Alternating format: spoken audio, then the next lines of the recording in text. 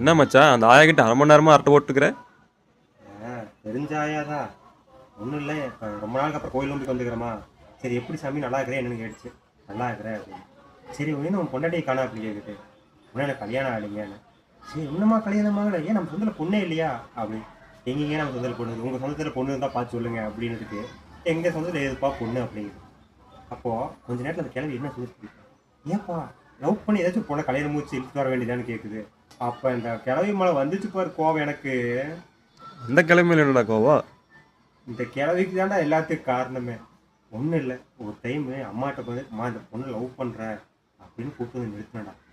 அடுத்த நாள் நைட்டு இந்த கிழவி பண்ண வேலை, ஏன் நம்ம சொந்தத்தில் 1000 பொண்ணு இருக்குது, ஏன் இந்த லவ் பண்ணுற பொண்ணையெல்லாம் நீ ஏற்றுக்கிற, அப்படிலாம் சேர்த்து வைக்காத, நம்ம சொந்தத்திலே பார்த்து கல்யாணம் முடிச்சிடல, அப்போ நம்ம சொந்தம் மட்டும் போயிரும்ல அப்படின்னு புனியம் வச்சதே இந்த கிழவி தான்டா.